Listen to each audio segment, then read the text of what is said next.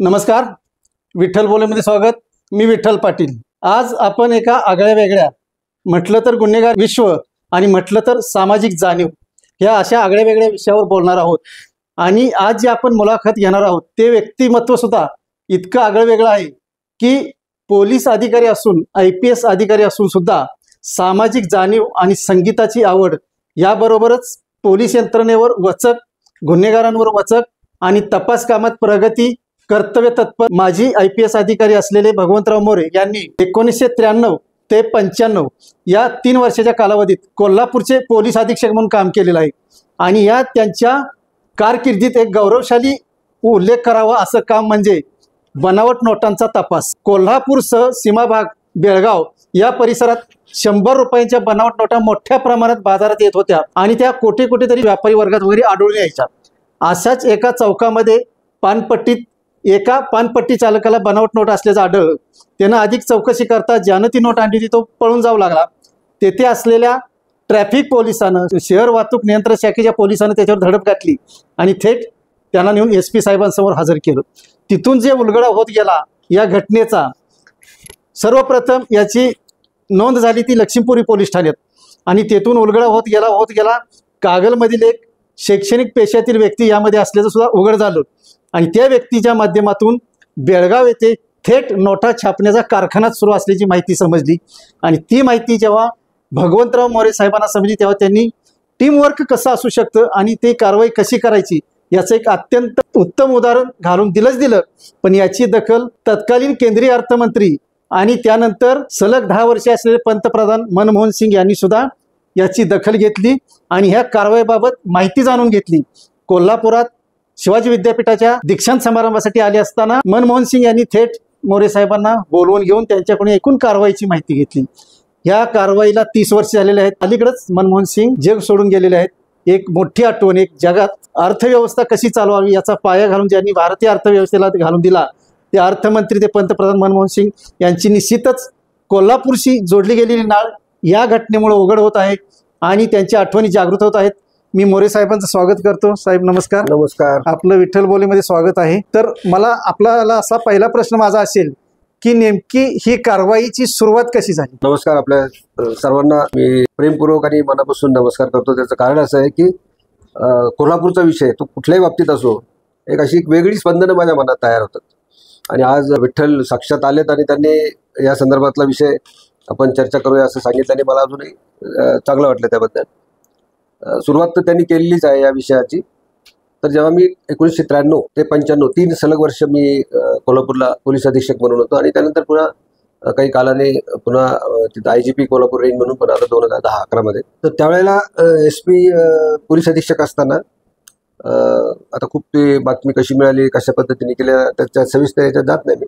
परंतु जेव्हा ही खबर लागली आणि एक फार मोठी चलबिचल सुरू झाली होती, कारण ती एक अर्थव्यवस्थेवर घालण्याचंच एक काम होतं. असे बनावट नोटा, 100 रुपयाच्या नोटा छापण्याचा कुठेतरी उद्योग चालू आहेत आणि त्याचा प्रादुर्भाव हा आपल्या शहरात होतोय, जिल्ह्यात होतोय. हे अतिशय म्हणजे काळजी वाटण्यासारखे कारण होतं. आणि म्हणून एक चांगली टीम आमची जी होती कोल्हापूरमध्ये, आय वॉज सो फॉर्च्युनेट की मला इतके चांगले अधिकारी, चांगले कर्मचारी आणि डेडिकेटेड असा सगळा स्टाफ आणि टीम मिळाली होती. म्हणून आम्ही सगळ्यांनी ते एक व्यूहरचना केली. मी अगदी थोडक्यात आता सांगतो ते. आणि जेव्हा माहिती मिळाली की हे सगळं सेंटर जे आहेत ॲक्टिव्हिटीचं ते बेळगाव आहे, तर बेळगावला जाऊन हे सर्व त्याचं ऑपरेशन करायचं, तिथे जाऊन सगळा शोध घ्यायचा असं ठरल्यानंतर म्हणजे मी जेव्हा त्या ठिकाणी गेलो, माझ्या घरात पण माहीत नव्हतं की मी कुठे गेलो म्हणून. इतकं आम्ही व्यवस्थित त्याची काळजी घेतली होती. सगळ्या ऑफिसर्ससाठी त्या सूचना होत्या. आणि अचानक त्या ठिकाणी बेळगावला दुसऱ्या राज्यात जायचं, परराज्यात जायचं, परमुलखात जायचं, तर काळजी खूप घ्यायची होती. सगळे सोपस्कार पार पाडून आम्ही त्या ठिकाणी गेलो आणि त्या इंडस्ट्रियल एरियामध्ये, उद्यमनगर आणि त्या भागामध्ये जेव्हा त्या कारखान्यावर आम्ही धाड टाकली आणि ते बघितलं, तर इतकं ते बेमालूमपणे सगळं काम चालू होतं की म्हणजे काय नुसतं, it was not just like a xeroxing of the currency notes. हे त्यावेळेस वापरात येणारं प्लेट मेकिंग मशिनरी आणि अत्यंत आधुनिक पद्धतीची अशी सगळी यंत्रणा त्या ठिकाणी वापरण्यात येत होती. परदेशातून आणलेले रंग असतील, कागद असेल, त्याचा वापर करून ह्या नोटा छापण्याचा कारखाना तो चालू होता. आणि मग ते सगळं पकडल्यानंतर तिथं ते म्हणजे मशिनरी मिळाली, माणसं मिळाली, आम्हाला ते सगळे पैसे मिळाले आणि सुदैवाने सगळ्या आमच्या सगळ्या ह्या प्रयत्नांना यश आलं. आणि मग जेव्हा परत आम्ही आलो त्याच्या आधीची एक अशी घटना तिथे झाली, मला आठवतं अजूनही, की लोक हळूहळू जमायला लागले की तर काहीतरी झालेलं आहे असं त्यांना जेव्हा समजलं. तर जेव्हा त्यांना थोडंसं लागली की त्यांना कुणकुणके कोल्हापूरचे पोलीस आहेत, महाराष्ट्रातून आलेले पोलीस आणि काहीतरी घडलेलं आहे. आणि मग तिथं सुरू झाल्यानंतर त्यांना हे सगळं रेड आणि धावाधाव सगळी सुरू झाली आमची. म्हणजे त्याच्यानंतर आरोपी आणणे, गाड्या बिड्या सगळ्या आल्या, लोक धरणे, त्यांना घेऊन जाणे. मग त्यांना ते जेव्हा समजलं की कोल्हापूरच्या पोलिसांनी ऑपरेशन केलंय आणि चांगलं काम केलंय, तर ते कोल्हापूर पोलीस जिंदाबाद, महाराष्ट्र पोलीस जिंदाबाद असं ते व्हायला लागलं तिथं. स्थानिक पोलिसांची पण त्यांना आम्ही नंतर खबर दिली आणि त्यांची पण मदत तिथं घेतली आणि आम्ही सगळे परत आलो. आता ह्या कारवाईचा महत्वाचा मुद्दा म्हणजे आपल्याला त्यावेळी नेमक्या बनावट नोटा अशा किती रक्कम सापडली की ती रक्कम जर बाजारामध्ये आली असती तर तेवढं देशाचं नुकसान झालं असतं. हा, म्हणजे आता तसं जर म्हणलं तर त्याची नोशनल व्हॅल्यूज ती आहे, म्हणजे त्या बनावट नोटा आहे त्याच्यामुळे त्याची आपण अशी तुलना नाही करू शकत खरं तर. पण मग तशा कोट्यावधी नोटा जर अशा सर्क्युलेट झाल्या असते तर ते कितीतरी मोठी अमाऊंट झाली असती, ती यात काही शंकाच नाही. आणि एकंदरीतच जर त्या सर्क्युलेशनमध्ये येणं हे जास्त धोकेदायक आहे ते, कारण देणाऱ्या घेणाऱ्याला त्याची व्हॅल्यू 100 रुपयेच राहणार ना शेवटी, आणि त्याच्यामुळे ती अमाऊंट खूप मोठी राहील, खूप मोठी झाली असते ती. पण ती वेळी जप्त केलेल्या नोटा किती होत्या? मला वाटतं 31 लाखाच्या दरम्यान तरी असेल असं माझा अंदाज आहे. कारवाई यशस्वी झाल्यानंतर बेळगावमध्ये स्थानिक लोकांनी जो कोल्हापूर पोलिसांचा जल्लोष केला तो नेमका कसा होता? त्याच्यात काय झालं की हे इतकं ते ऑपरेशन एवढं इतकं क्वाईट आणि सिक्रेट असल्यामुळं कोणालाच काही त्याची सुगाव लागलेला नव्हता. पण नंतर मग जेव्हा इथं आम्हाला तर ते सगळं तिथून हलवणं खूप जेवढं शक्य आहे तेवढं हलवणं गरजेचं होतं. म्हणून मग मी स्थानिक तिथल्या अधिकाऱ्यांची वगैरे बोलून त्यांची मदत थोडीशी घेतली तिथं. आणि मग ही सगळी धावाधाव चालू झाल्यानंतर त्यांच्या लक्षात आलं लोकांच्या, मग लोक हळूहळू जमायला लागले. आणि मग त्यांना आनंद झाला की एक अशी गुन्हेगारी प्रवृत्ती असणारी एक तिथं जी एक कारवाई म्हणजे ऍक्टिव्हिटी चालू होती त्याचा प्रतिबंध करण्यासाठी कोल्हापूरहून पोलीस आले, महाराष्ट्रातून पोलीस आले आणि त्यांनी त्याचा बंदोबस्त करण्याच्या दृष्टीने मोठी कारवाई केली. तर त्यांना कौतुक वाटलं, अतिशय मनापासून त्यांना कौतुक वाटलं. मलाही काही लोक भेटले, अभिनंदन केलं वगैरे, पण आम्ही ते जास्त त्याच्यात हे गेलो नाही. आणि मग लवकरात लवकर आम्हाला निघणे पण क्रमप्राप्त होतं आणि त्याप्रमाणे सगळे तिथले सोपस्कार आटपून आम्ही परत निघालो. आपण जी कारवाई केली त्यानंतर जे इम्पोर्टेड मशीन होतं कलर प्रिंट करणार, नोटा छापणार, ते आपण जप्त करून कोल्हापुरात आणलं. ते पाहण्यासाठी जी गर्दी उसळत होती ते तर काय म्हणजे कोल्हापूरच्या लोकांचं किती कौतुक करावं तेवढं थोडंच आहे. म्हणजे तिथे तमाम जनता आहे, लोक आहेत, लोकप्रतिनिधी आहे, प्रेस आहेत, अधिकारी आहेत तिथं. त्यांना एवढा तो कौतुकाचा विषय झाला होता की कोल्हापूरच्या पोलिसांनी इतकं उत्तम काम केलेलं आहे. ते सगळं पोलीस SP ऑफिसच्या बाहेर सगळं ते मोठं सगळं मशिनरी आणि ते सगळे टेम्पो ट्रक सगळं घेऊन आलेलं, ते सगळं मोठी जागा व्यापणारी जागा होती, तिथं ते ठेवलं होतं आम्ही. तर असंख्य लोक तिथं भेट द्यायला यायला लागले, खूप लोकांनी ते भेट दिल्या, लोकप्रतिनिधी आले, त्यांनी कौतुक केलं तोंड भरून सगळ्यांचं. एक चांगलं काम झाल्याबद्दलचं त्यांना एक अभिमान वाटला आणि आम्हालाही खूप असं चांगलं वाटलं की आपल्या ह्या कामाचे लोकांना कौतुक वाटतंय. हे पाहून आम्हालाही सगळ्या लोकांना, अधिकाऱ्यांना, कर्मचाऱ्यांना खूप आनंद झाला त्याबद्दल. ह्या कारवाईचा मलाही एक अभिमान आहे. जेव्हा पोलीस मार्गस्थ झाले तेव्हा या कारवाईचा एक साक्षीदार म्हणून मी सुद्धा होतो की कारवाई नेमकी कशी झाली ती सुद्धा मी पाहिलेली. त्या संदर्भात सकाळमध्ये त्यावेळी सविस्तर वार्तांकन मालिका सुद्धा आली होती. सांगायचा मुद्दा हाच की ह्या जेव्हा कारवाईनंतर ही बातमी देशभर पसरली की कोल्हापूरमध्ये इतक्या मोठ्या प्रमाणात बनावट नोटा जप्त केलेल्या आहेत.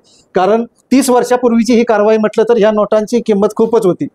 आपल्या भारताचे केंद्रीय अर्थमंत्री मनमोहन सिंग हे कोल्हापूरला योगायोगाने शिवाजी विद्यापीठाच्या पदवीदान समारंभासाठी आले होते.